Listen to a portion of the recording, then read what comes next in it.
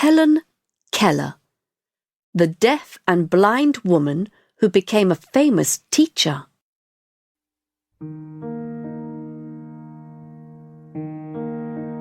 I became blind and deaf before I learned to speak. With the help of several special people, I learned to communicate. I used my communication skills to teach people about blindness. I also fought for the rights of women and workers. I was born in 1880 in Alabama in the USA. When I was 19 months old, I became very sick with meningitis, a disease of the brain. I got better after the illness, but unfortunately I couldn't see or hear anymore. I found it very difficult to learn, and I became very angry. I was able to think, but I could not communicate my thoughts.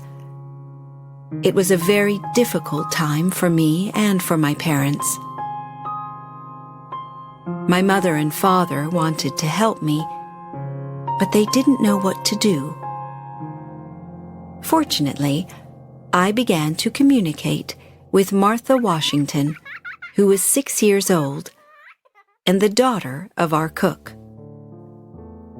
We created our own sign language when we played together. I enjoyed learning from Martha, but my mother realized that I needed professional help.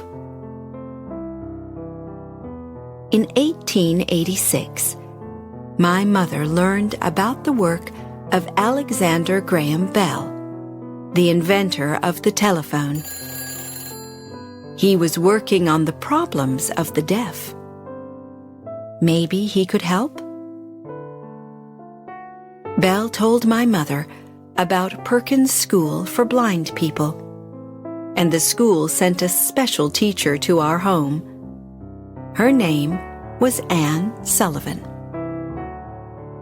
At first, I was a very difficult student, but Anne Sullivan was very kind to me. One day, we were getting water from the well when Anne drew some signs on my hand. I realized that she was writing the word water. I was so excited. Within a few hours, I could read more than 30 different words. At last, I could communicate with other people, and they could communicate with me. Anne helped me to escape from my lonely world. When I was 8 years old, I went with Anne to the Perkins School for Blind People. At the school, I was excited to discover that there were other children like me. We all learned from our teachers and from each other. I learned to read Braille in English and later in several other languages.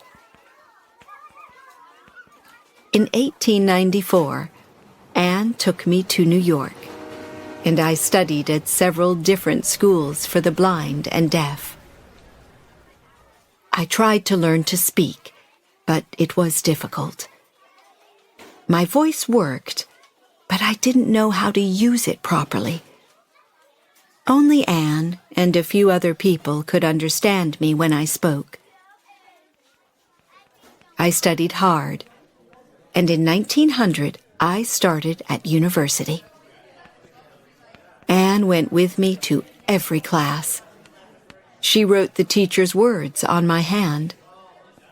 In 1904, I became the first deaf and blind person to get a degree. I was so happy and proud, and I knew that I wanted to use my communication skills to help other people. At first, I worked with organizations that fought for women's rights. Then, in 1912, I started to work with workers' organizations. I discovered that some types of work made people blind.